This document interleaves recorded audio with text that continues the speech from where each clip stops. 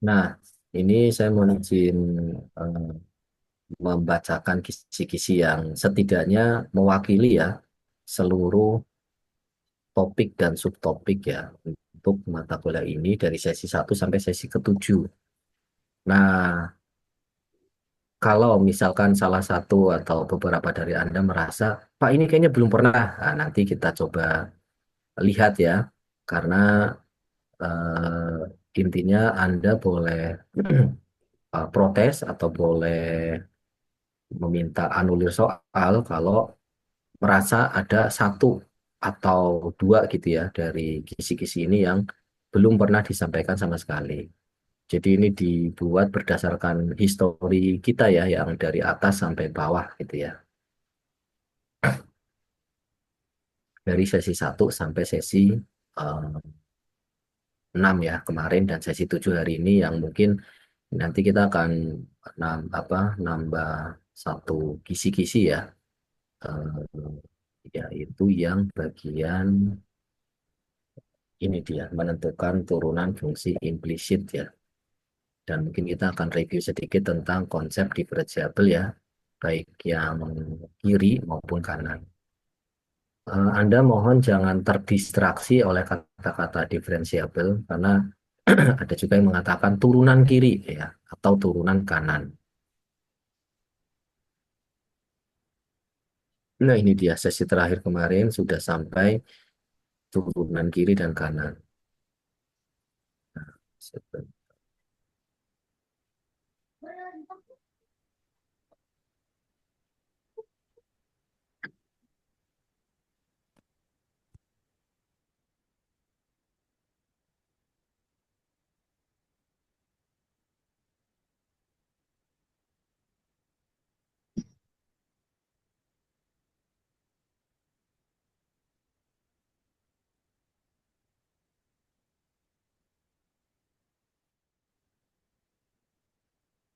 Hanya 3 slide ya, 3 slide dan satu link gitu ya. Eh, Kemudian,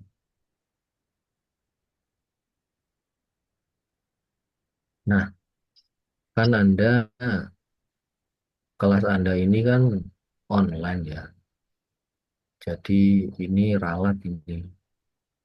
Jadi open book, catatan ya, langsung aja ya open internet. Sehingga Anda diperkenankan ya menggunakan segala bala bantuan yang ada di internet ya, entah itu buku, catatan, website, bahkan AI gitu ya. Tetapi nanti mungkin belum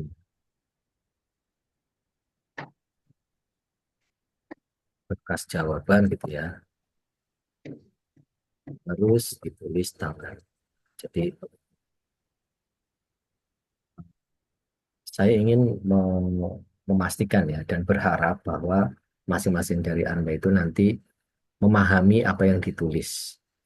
Nah, bisa jadi kemampuan antara orang yang satu dengan yang lain dalam misalkan memahami hasil gitu ya yang ada di internet atau buku atau bahkan generatif AI itu berbeda satu sama lain sehingga Anda mungkin ya bisa berdiskusi atau memanfaatkan beberapa sumber sekaligus. Kemudian ini juga tidak perlu kalkulator, nggak usah. Nah, waktunya itu mungkin bukan 120 menit ya. Sifatnya take home.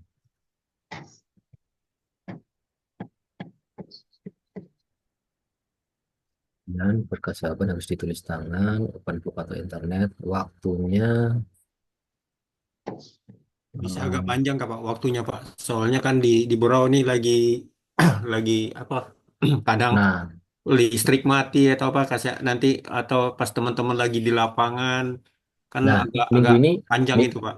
minggu ini Anda sudah ada kesepakatan dengan berapa mata kuliah tentang Tadi ada UTS? yang fisika Pak. Eh, Berapa yang jam? fisika 24 jam, Pak. Berarti 1 kali 24 jam ya. Iya, Pak. Oke, berarti waktu fisika ya. Eh, Kalau selain take home dan 1 kali 24 jam, apa yang diharapkan pengampu mata kuliah fisika? Eh, Fisika tadi tuh ada dua soal, Pak. Kalau untuk yang pilihan itu dikasih waktu 1,5 jam. Nah, untuk yang esai baru yang 24 jam, Pak. Oh, ada Kalau pilihan ganda juga ya. ya, yang pilihan ganda kemungkinan tadi kata ibunya pakai Google Form. Bentar, Google Form itu ada timer ya. Perasaan Mungkin nggak ada deh. kemarin waktu bahasa Inggris eh, dimonitor sih Pak, dimonitor waktu kita Oh, latihan soal, jadi dimonitor, jadi langsung di, dimatikan sama ininya. diawasi langsung. Ya, Bisa gitu ya. Yang terakhir yang bahasa Inggris itu memang ada Google Form, Pak. Cuma waktu pengerjaannya juga kurang lebih 45 menit. Cuma batas waktunya Pak sampai sebelum jam berapa ya? 23.00 tengah malam, Pak. Jadi ada range waktu yang masih panjang gitu. Yang terakhir yang kedua kan Pak Samsul ya yang kemarin. Tapi, tapi manual ya. Maksudnya betul-betul diawasin ya. Nggak ada timernya yang akan close otomatis itu pakai apa gitu bisa di-share nggak? belum tahu sih Pak kalau kalau itu ada pengaturan timernya. Hmm, nanti deh saya cari. Ya. Tapi mungkin yaudah kita sifat ujiannya isai ya. Pak, yang kemarin itu Pak yang bahasa Inggris itu yang pengatur yang terakhir submitnya aja Pak disampaikan. Terakhir kita submit itu jam 20 berapa itu? Jam 23.59 sebelum pergantian tanggal malam hari Pak. Itu terakhir submitnya itu yang bahasa Inggris. Hmm, oke. Nah kalau Dia lewat Google Form juga Pak. Google Form berarti kan yang penting silakan gitu ya dibuka tetapi apa due date-nya ada gitu ya. Ya Kira-kira silakan satu dibuka. kali 24 jam. Ya silakan dibuka doditnya. Kemudian kita isi atau kita keluar lagi terus isi lagi silakan. Nah terakhir submitnya itu kemarin itu yang dibatasi sampai pada saat pergantian tanggal tengah malam. Itu yang khusus pilihan ganda itu Pak, yang Google Form-nya yang bahasa Inggris kemarin.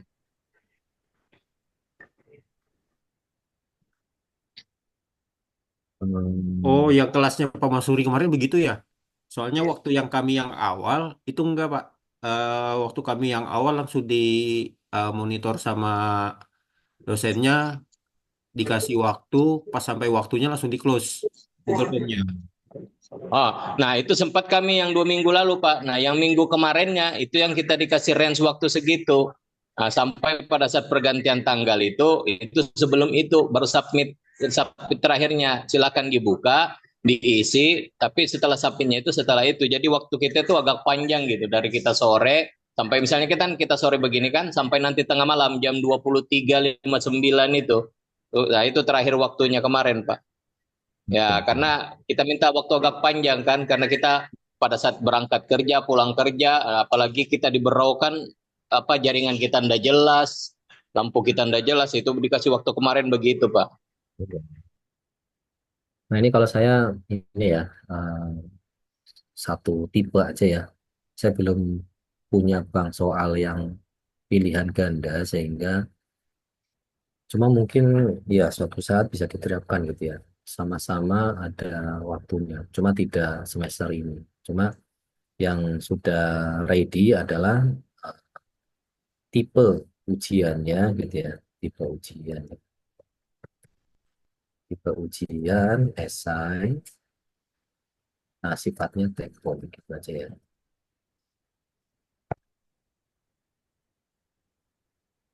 Artinya eh, bisa dikerjakan di luar kelas gitu ya. Kemudian ini berkas jawaban harus ditulis tangan, buka atau internet. Nah ini waktunya mungkin bisa agak panjang ya, karena kalau ngelihat kisi-kisi itu kita ada 4 soal, tetapi setiap soalnya ini istilahnya beranak ya, A, B, A, B, jadi ada 8 mungkin totalnya.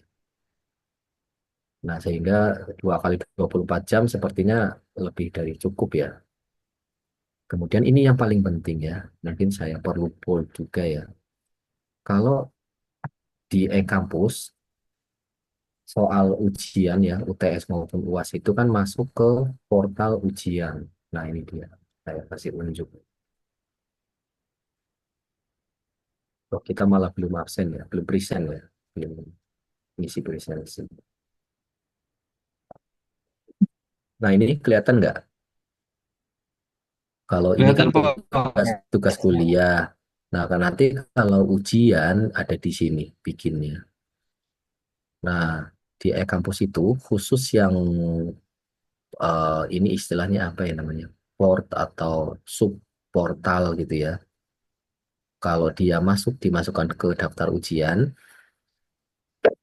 ke apa soal ujian ya, UTS maupun UAS, saat Anda lupa mengirimkan, mengupload ya dokumen jawaban Anda, maka by system akan di close ya. Dosen tidak akan ini dia, dosen tidak akan bisa submit nilai ujian karena kotaknya itu mati. Kotak input nilainya itu nggak bisa diklik. Anda bisa membayangkan nggak ya? Artinya by system tidak bisa diinput nilai, walaupun Anda mungkin eh, diizinkan ngirim jawabannya via email, via WhatsApp atau via yang lain. Tapi saat tidak diupload ke e-kampus, maka dosen tidak bisa mensubmit nilainya, gitu ya, menginput nilainya. Mungkin itu yang perlu ditekankan ya, bisa dipahami ya. Ini saya bold. Jadi mohon masing-masing dari Anda lihat nanti due date-nya, tapi waktunya 2 kali 24 jam ya, sampai tengah malam ya. Berarti bisa dibuka juga tengah malam gitu ya.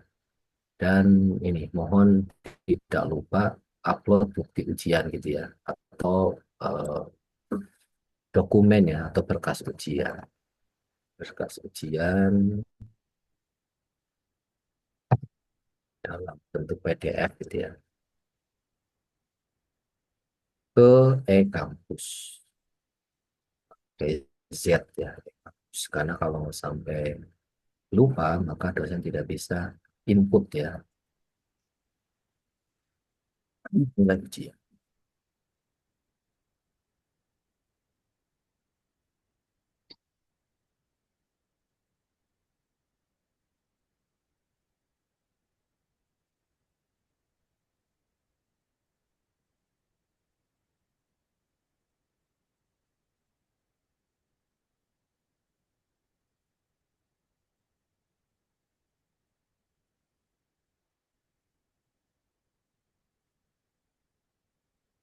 Oke, saya bacakan ya.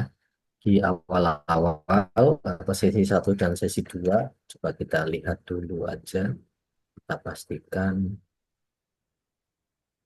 sesi 1 dan 2 itu tentang sistem bilangan real ya. Ada pertidaksamaan nilai mutlak. Jadi pertidaksamaannya khusus, yaitu pertidaksamaan yang memuat gitu ya, tanda nilai mutlak.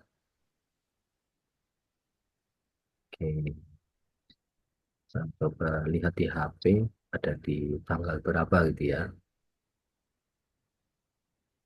Nah, tanggal Oktober ya, tanggal 14 itu masuk materi sistem bilangan real yang pertidaksamaan nilai mutlak. Jadi sudah dipastikan ada ya beberapa soal, terus ada dikasih ya link juga ya, pakai simbol lab itu cara lain ya. Jadi setidaknya Anda punya 2 sumber ya, by hand manually mengerjakan dengan tangan dengan yang menggunakan tools online ya seperti simbol lab. Kemudian jarak 2 titik atau titik ke garis itu ada di mana ya?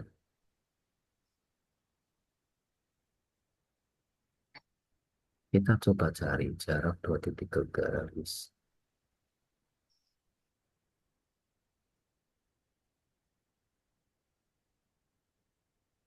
Jarak 2 buah titik ya. Tanggal berapa ini? Masih sama, tanggal 14 Oktober. Contoh menemukan jarak dua buah titik di R2 juga ada ya. Oke, kemudian nomor 2, fungsi dan domain fungsi, lalu menggambar grafik. Nah, ini nggak perlu dicek ya, ini saya hafal betul. Oh, ada yang bocor mungkin ya. Oke, oke, lanjut ya. Kemudian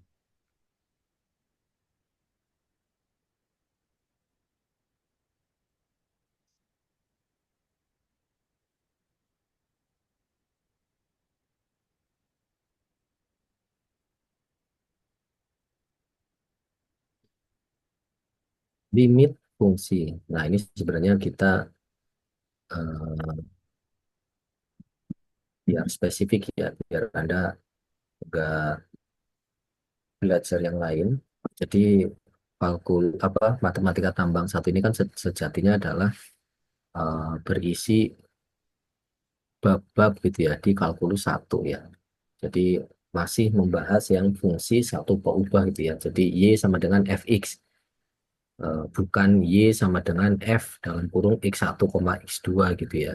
Jadi kalau diilustrasikan di gambar itu masih di R2 atau di Kartesius. Kemudian limit fungsi ya. Nah, itu mungkin yang bisa mewakili adalah konsep limit kiri dan kanan, lalu konsep continue dan discontinue. Oh, mungkin ini ya, saya coba tag. Nah, gimana caranya nge-tag nih? Sebentar. Oh, maaf Pak, izin keluar dari Zoom mati lampu. Oke. Ehm, Contoh kisi-kisi nomor 1A gitu ya, 1A. Ya, ini sudah dapat 1A. Lalu 1B itu jarak dua titik tadi mana? Jarak dua titik.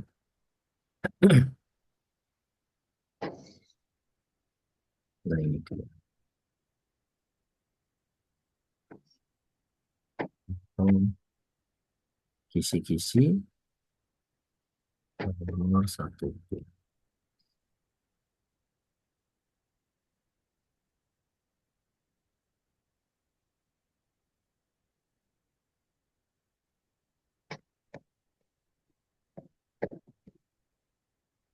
Lalu,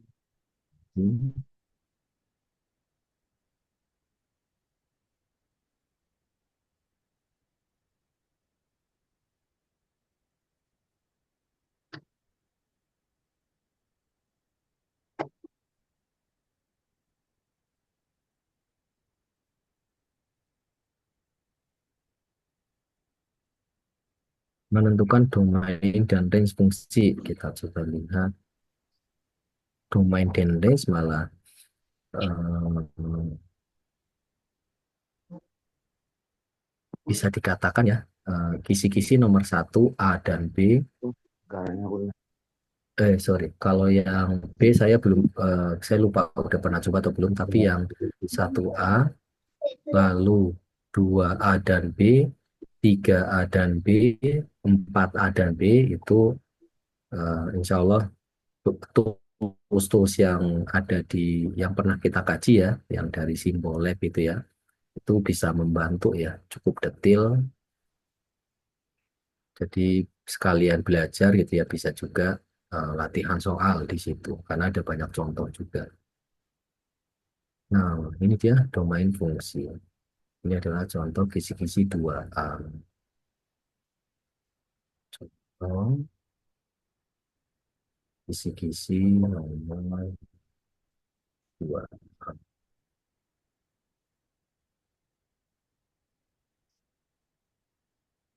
Lalu range juga. Oh, menggambar grafik fungsi. Menggambar yang mana ya? Menggambar itu bisa pakai GeoGebra.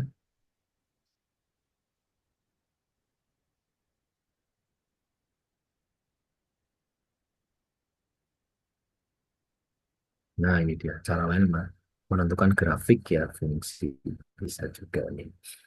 Contoh kisi-kisi nomor 2B ya. Nah, 1A, 1B, 2A, 2B. Nah, ada baiknya mungkin di tampilan Anda sendiri di HP, chat-chat rekan Anda yang seperti izin Pak, mohon maaf sedang mati lampu atau baik Pak, terima kasih. Nah, itu di delete aja, delete for me gitu ya. Jadi di grup Anda khususnya mata kuliah ini itu hanya berisi materi gitu ya. Jadi tidak terdistraksi atau apa kebanyakan nyekrol gitu ya, ke atas ke bawah gitu ya, biar efisien. Kisi-kisi 2A, 2B sudah, sekarang nomor 3. Limit kiri, limit kanan.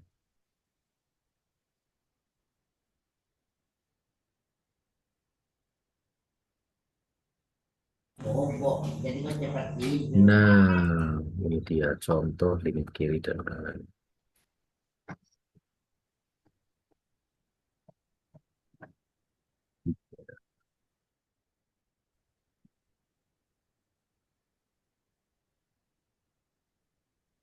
Nah, lalu kisi-kisi nomor 3B apa ini? Continue dan discontinue. Kita cari lagi.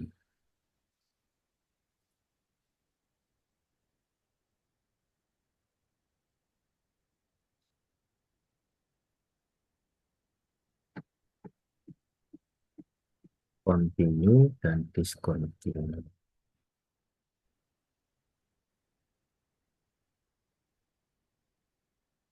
Nah, ini dia contoh fungsi yang continue dan discontinue. Oke, ini berarti contoh kisi-kisi nomor 3B.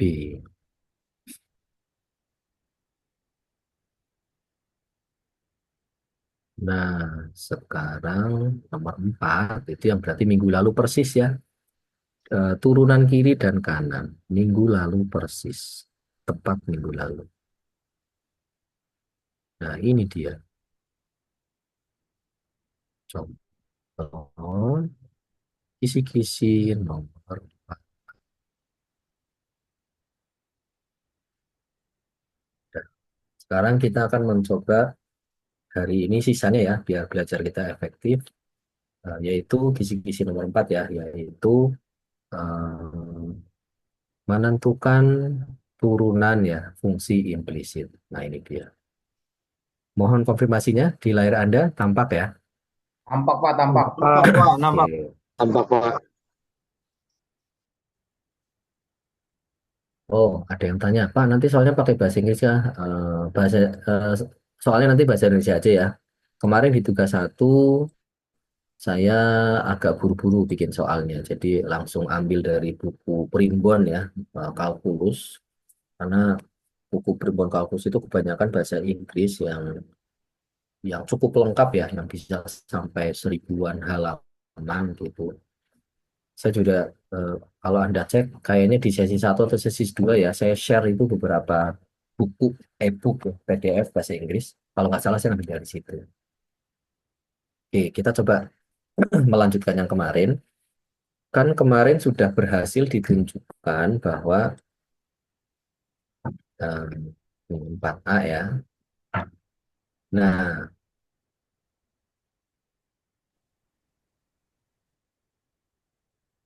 nah, review sedikit ya kemarin. Ya Allah, kita belum absen ya. Saya lupa lagi. Presence.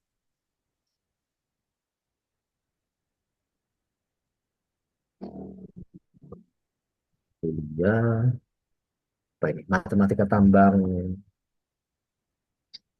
1A ya. 1A.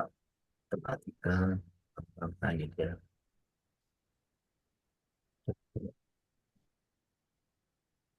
Oh, Kita coba lihat minggu lalu apakah ada yang belum absen. Kita lihat. Hmm, kayaknya nih orangnya ini aja ya. Mohon konfirmasinya di tampilan Anda lengkap nggak ini? Kelihatan nggak?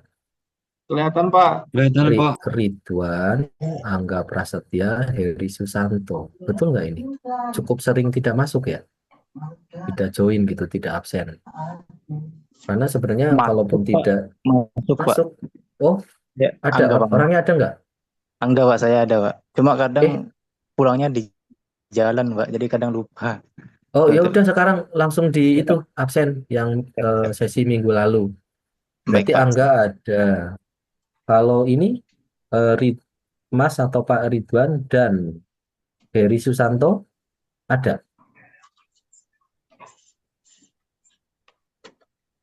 Mohon di itu ya, di diberitahu rekannya ya. Sayang gitu, Anda bisa absen jam berapapun selama 1 minggu gitu.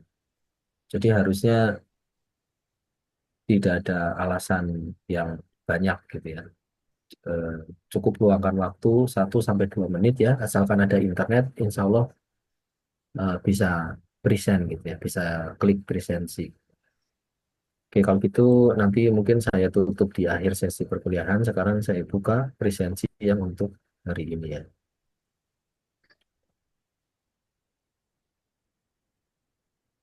Nah, ini ikutin yang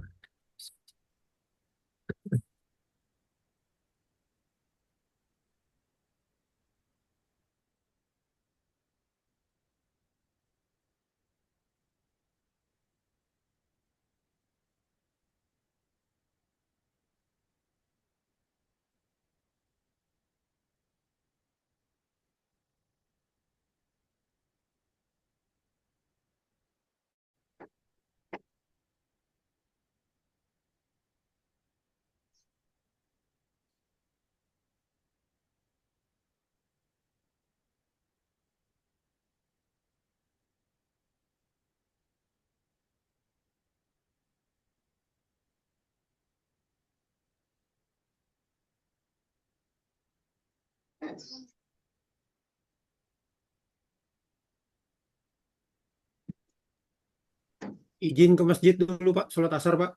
oh iya, silakan. Situ udah jam ini ya, 16 ya. 3:15 Pak. Oh, oke. Iya, sudah asar ya. Presensi tanpa IP address ya, simpan. Oke. Nah, Anda sudah bisa melakukan presensi di sesi hari ini ya. Nah, tadi sampai mana ya? Mereview sedikit ya. Nah, ini dia. Nah, sebelumnya Anda sudah mencoba mengenal ya konsep turunan atau derivatif dari sudut pandang garis singgung ya. Garis singgung apa? Garis lurus khusus yang bernama yaitu garis singgung gitu ya. Jadi sejatinya turunan dari suatu fungsi di X sama dengan C adalah gradien ya dari garis singgung atau PGS ya, persamaan garis singgung di X sama dengan C tersebut. Nah, ini adalah notasi atau definisi tegasnya ya. Saya kemarin pilih bahasa Inggris ini gara-gara yang bahasa Indonesia menggunakan istilah titik gitu ya, padahal keliru ya. Jadi derivatif dari suatu fungsi f pada bilangan a gitu ya, atau pada x atau di x sama dengan a. Nah, itu yang betul itu ya. Bukan di titik x sama dengan a. Titik itu kan pasangan berurutan x, y gitu ya. Kalau di R2, kalau di R3 berarti x, y, z gitu ya. Nah, ini dinotasikan f aksen a gitu ya, adalah f aksen a sama dengan limit gitu ya. F dalam kurung A plus H minus FA per H saat hanya mendekati 0. Kalau limitnya ada. Kalau tidak ada berarti gradiennya tidak ada gitu ya. Nah, saat mengganti atau saat mensubstitusi ya, H sama dengan X min A ya, atau ini A plus H-nya sebagai X, sehingga kan kita akan memperoleh H itu X min A ya. Nah, bentuk ini F aksen A ini berubah ya, bisa bisa dipandang dengan cara lain ya, yaitu limit Fx min Fa per X min A saat X-nya mendekati A. Kemarin ada contoh juga ya, cuma ini kita coba review sedikit. Oh ya, ini termasuk contohnya. Tentukan gitu ya, kalau kita punya Fx sama dengan super X, tentukan F aksen 3. Nah, ini mungkin kalau Anda yang langsung hafal rumus, wah gampang nih. Fx sama dengan super X ya, sama dengan X pangkat min 1. Berarti kan F aksen X-nya adalah min X pangkat min 2. Nah, tinggal masukkan X-nya 3 ya. Jadi min 1/3 kuadrat alias min 1/9. Tapi yang diharapkan bukan itu ya. Jadi yang diharapkan Anda bisa melihat cara menentukan F aksen 3 ini dari definisinya ya. Jadi pakai limit ya. F aksen C berarti limit Fx min Fc per X min C saat X yang mendekati C. Di mana C-nya adalah 3. Jadi F aksen 3 adalah limit gitu ya saat X mendekati 3, Fx min F3 per X min 3. Fx-nya apa? Seper X gitu ya. Eh, ini dan seterusnya diperoleh nilainya min 1/9. Sama persis dengan kalau kita memasukkan rumusnya gitu ya. Kemudian eh, perhatikan bahwa sebelumnya di konsep limit, nah ada yang namanya limit kiri dan limit kanan. Nah, sehingga secara otomatis ya konsep turunan atau definisi turunan ya itu juga pasti ada turunan kiri dan turunan kanan atau turunan sepihak ya kiri atau kanan dengan definisi yang mirip gitu ya. Nah, fungsi f dikatakan punya turunan di x sama dengan c kalau turunan kiri sama dengan turunan kanan gitu ya. Dikasih contoh, dimintai kita diminta cek ya, diberikan fungsi dua berubah, ditanya tuh apakah fx ini diferensiabel di x sama dengan satu gitu ya. Kalau iya, tentukan f aksen satu. Nah, ini kalau menggunakan definisi, kita harus ngecek berapa turunan kiri dan berapa turunan kanan. Kalau sama berarti diferensiabel di x sama dengan satu. Kalau tidak ya berarti tidak diferensiabel. Nah, ternyata sama ya. Untuk contoh ini, turunan kiri sama dengan turunan kanannya ya saat x-nya mendekati satu dari kiri dan mendekati satu dari kanan. Yaitu nilainya berapa? Satu ya. Sehingga kesimpulannya f aksen satu adalah satu. Hmm.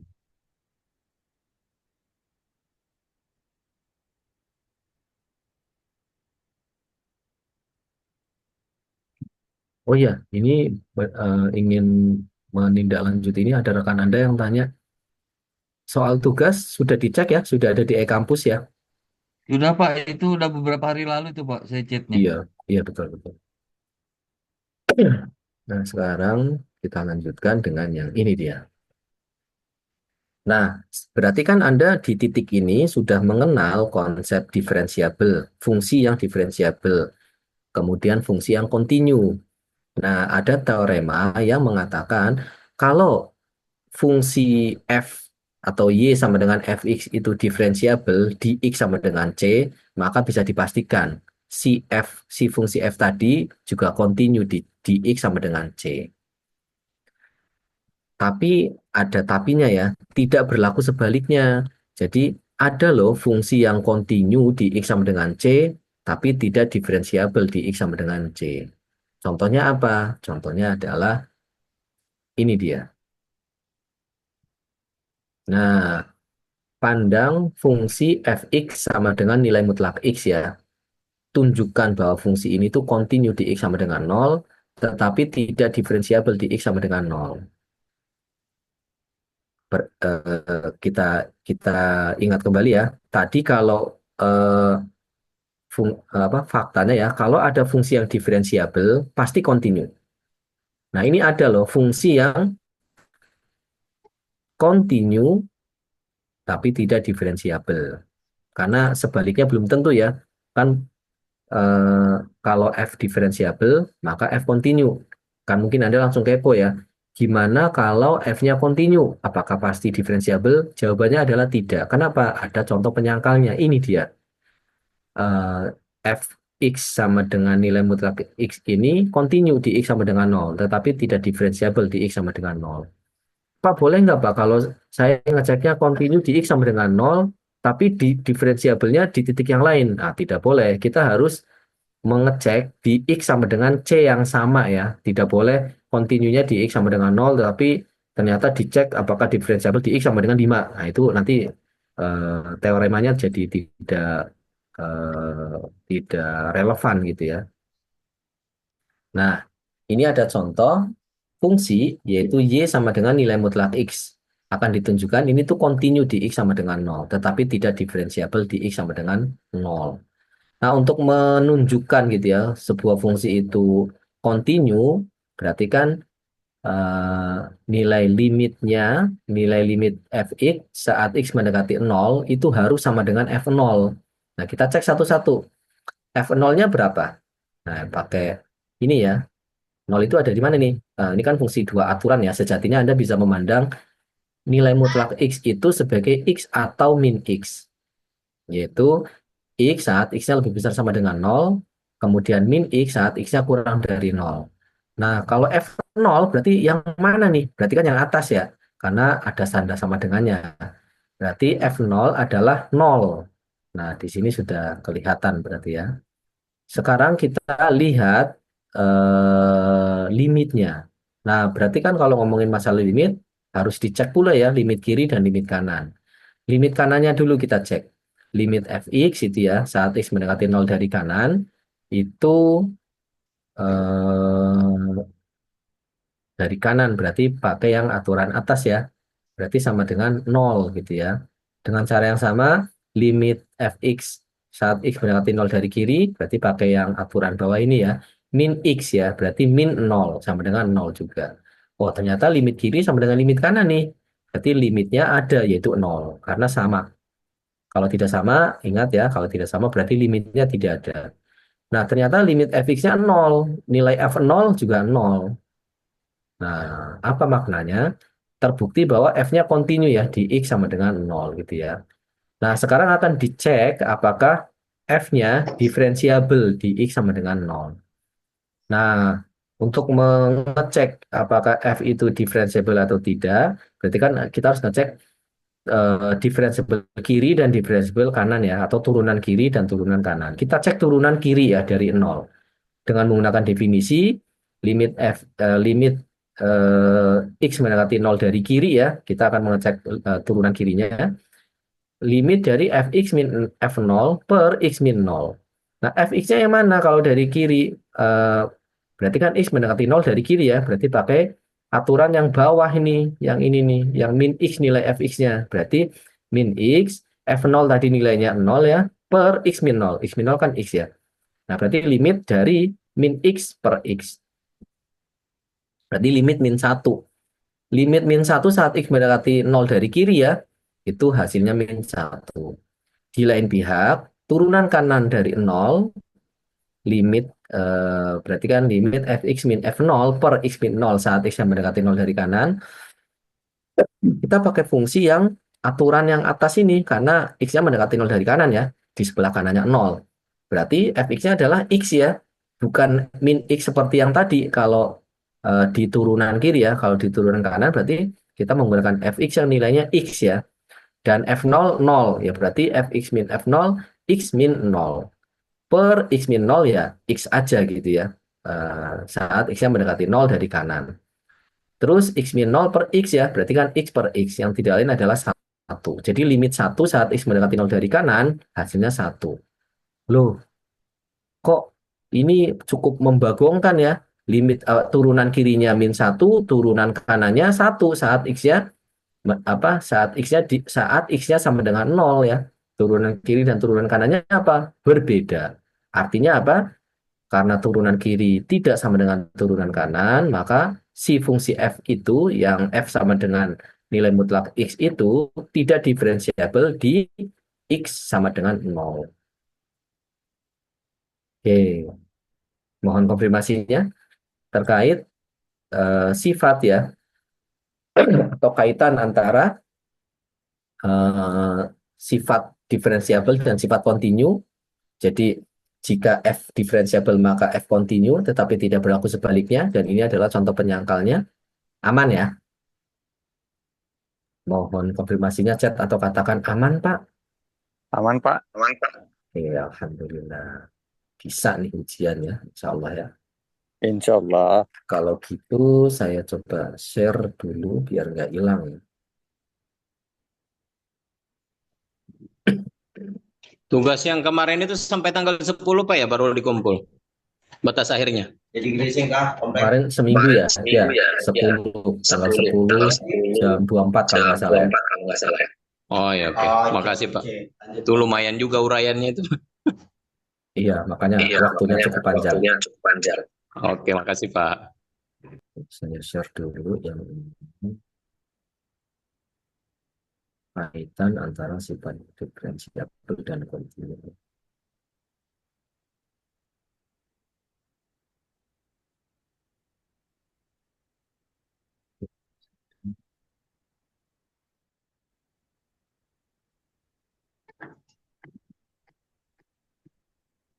Lalu contoh fungsi yang diferensiabel tetapi tidak kontinu, yang ini berarti ya.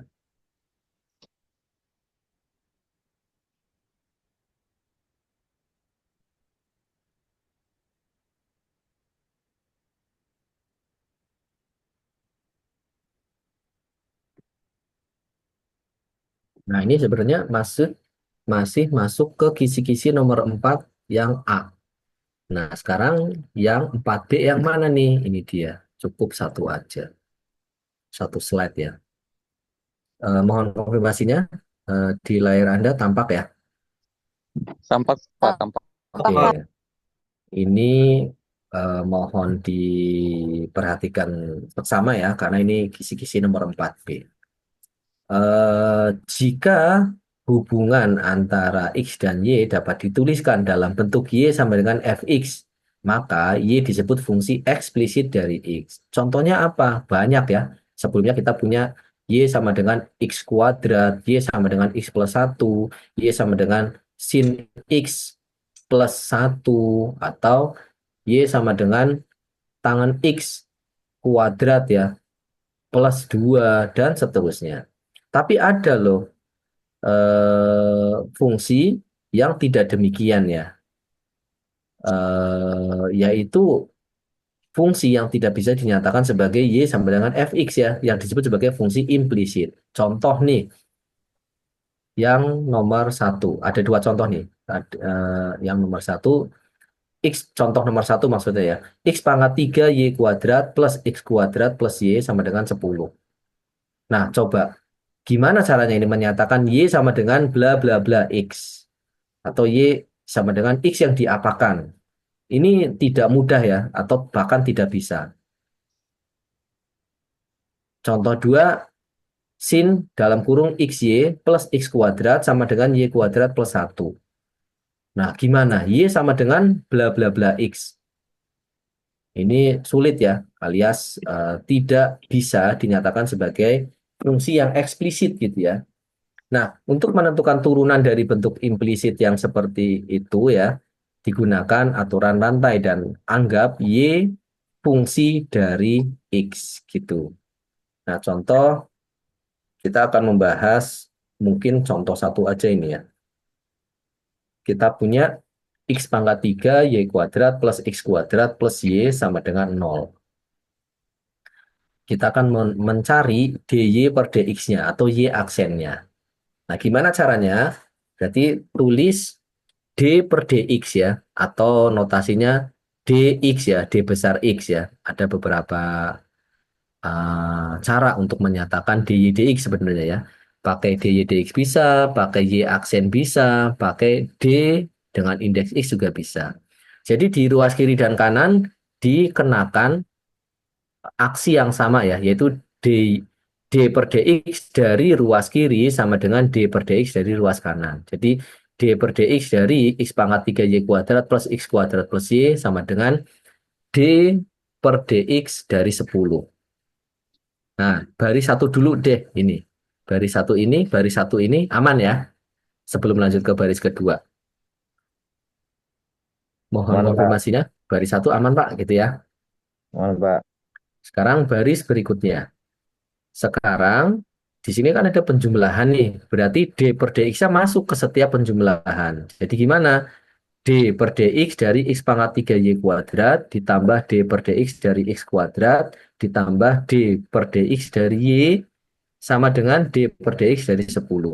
Jadi seolah-olah terdistribusi D per dx-nya atau masuk gitu ya ke setiap penjumlahan dan pengurangannya.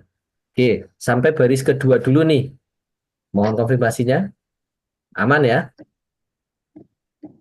Aman, Pak. Aman. Lanjut. Nah, sekarang gimana caranya menentukan Aman, Pak. D per dx dari x pangkat 3y kuadrat? Caranya adalah dengan memandang x pangkat 3 kali y kuadrat ini sebagai dua buah fungsi, sebut saja u kali v. Nah, Anda ini mungkin harus memanggil kembali memori lama ya di SMA. Kalau Anda punya fungsi y sama dengan u kali v, maka y aksen adalah u aksen v ditambah uv aksen. Masih ingat ya? Kalau kita punya y sama dengan u kali v, maka y aksen adalah u aksen v ditambah v aksen. Nah, sehingga D per dx dari x pangkat 3y kuadrat apa? Berarti kan turunan dari x pangkat 3 kali y kuadrat gitu ya, ditambah x pangkat 3 kali turunan dari y kuadrat. Nah, turunan dari x pangkat 3 apa? 3x kuadrat ya. Ini Anda harus betul-betul mengingat kembali nih rumus-rumus lama nih. Turunan dari x pangkat 3 adalah 3-nya turun, lalu kali x kali apa pangkat ya, 3 min 1. Jadi 3x kuadrat. Kali y kuadrat. Ditambah, nah x pangkat 3 tetap ditambah turunannya y kuadrat. Nah, turunan dari y kuadrat adalah dy per dx kali d per dy dari y kuadrat. Alias 2y tapi masih dikalikan dengan dy dx. Karena d per dx dari y kuadrat kan nggak bisa. Kita baru bisa saat memunculkan bentuk d per dy dari y kuadrat. Nah, padahal kan yang diminta adalah dy dx ya. Padahal yang kita punya sebelumnya adalah d per dx gitu. Jadinya turunan dari y kuadrat terhadap x adalah 2y kali dy per dx alias y aksen. Jadi saya ulangi, d per dx dari x pangkat 3y kuadrat ini secara full dituliskan 3x kuadrat y kuadrat ditambah 2y kali x pangkat 3 kali y aksen. Nah, sampai sini dulu. Baris ketiga tapi yang setengahnya nih, baru setengahnya. Aman ya? Mohon konfirmasinya. Chat atau katakan aman, Pak. Aman ya? Nyaman, Pak. Nah, sekarang selanjutnya nih. D per dx dari x kuadrat. Nah, ini mah gampang ya. Langsung saja. 2-nya turun kali x pangkat 2 min 1 ya. 2x pangkat min 1 ya. 2x. Nah, sekarang turunan dari y. Seperti Nanti tadi ya. aja. Di sini memang di mobil. Nah, ada yang bocor nih. Kita lanjutkan ya.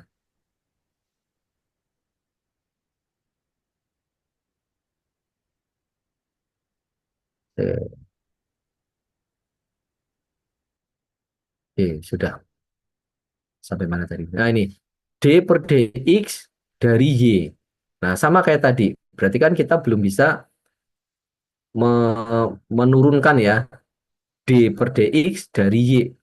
Nah, yang bisa kita lakukan adalah menurunkan y terhadap dy, tapi masih dikalikan dengan dy per dx.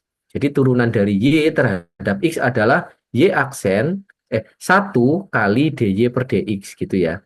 Jadi muncul bentuk y aksen. Nah, yang ruas kanan d per dx dari konstan, Anda masih ingat ya bahwa turunan dari konstan adalah 0.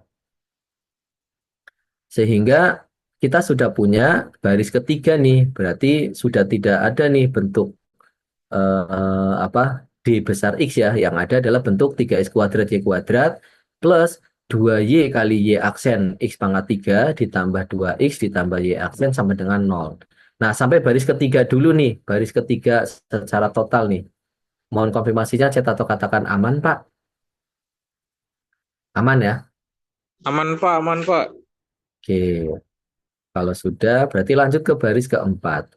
Nah, di sini kan ada yang memuat Y aksen nih, ada dua bentuk yang memuat Y aksen, yaitu 2Y kali Y aksen kali X pangkat 3 ditambah ditambah Y aksen nih ya. Ini ada dua bentuk yang memuat Y aksen. Nah, ini kalau Y aksennya dikeluarkan jadi 2X pangkat 3 Y ditambah 1 kali Y aksen. Jadi dua bentuk ini kalau dijumlahkan kan jadinya 2Y aksen X pangkat 3 ditambah Y aksen. Nah, kalau Y aksennya dikeluarkan kan jadi 2X pangkat 3 Y ditambah 1 dalam kurung Y aksen. Sama dengan, nah ini sisanya yang tidak memuat Y aksen dilempar gitu ya, atau dipindah ke ruas kanan. Ini kan 2X berubah menjadi min 2X setelah berada di ruas kanan. Lalu ini ada 3X kuadrat Y kuadrat. Dilempar ke kanan berubah menjadi min 3X kuadrat plus Y kuadrat. Nah, sampai baris keempat ini aman ya? Mohon konfirmasinya, chat atau katakan aman Pak, baris keempat. Aman Pak, aman. Oke, sekarang terakhir. Ini kan seperti melihat bentuk yang dalam kurung ini sebagai A kali Y aksen sama dengan B. Jadi Y aksen adalah B per A gitu ya. Jadi Y aksen adalah ruas kanan dibagi dengan ruas kiri. Jadi Y aksen adalah min 2X min 3X kuadrat Y kuadrat per 2X pangkat 3 Y plus 1. Jadi bentuknya masih memuat X dan Y gitu ya. Jadi turunan fungsi implisit itu hasilnya masih memuat ya bentuk X dan Y gitu ya.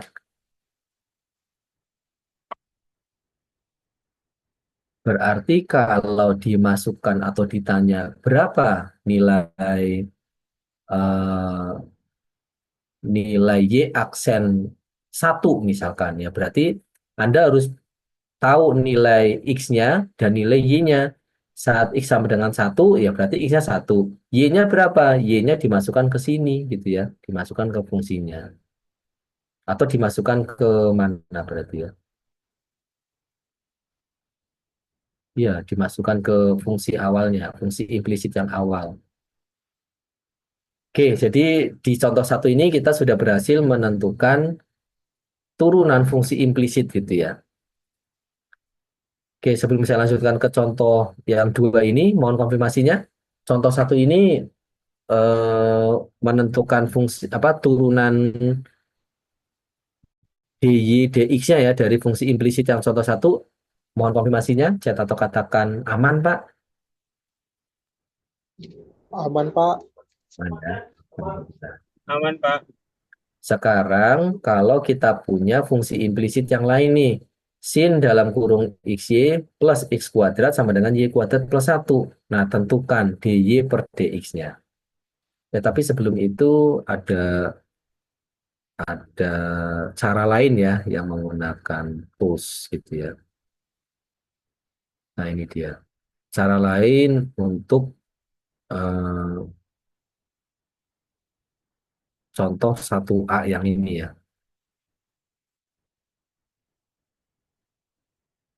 Oke.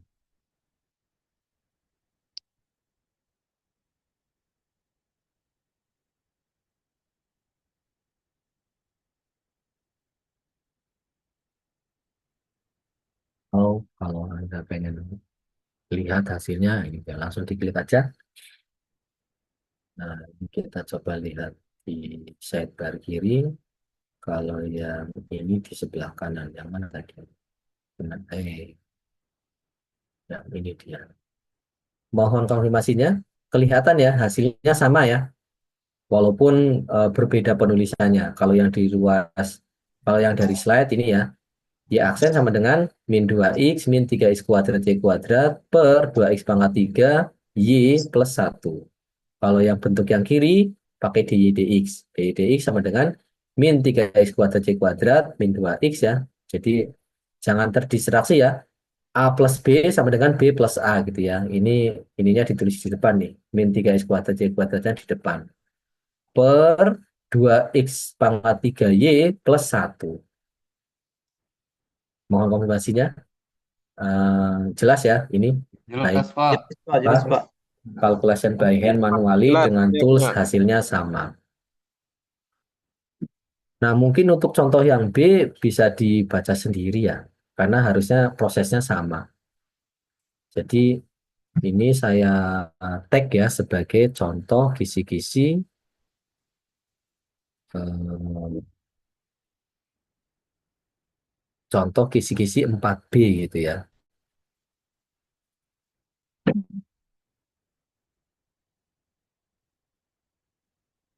Oh, sorry. Kok langsung cara lain, sedangkan itunya belum ya. Oke, ini saya delete dulu. Saya share dulu itunya, apa tadi namanya, slide terakhir ya. Konsep turunan fungsi implisit dan contohnya. Nah, nah ini sudah baru deh. Ini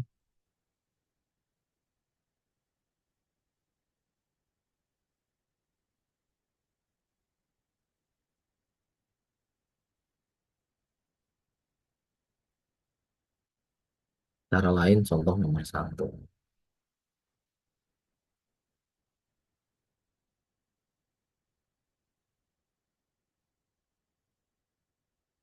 Oke, mungkin cukup ya kalau dari saya. Kira-kira ada pertanyaan atau tidak terkait mungkin tugas 1 dan atau kisi-kisi UTS tadi gitu ya.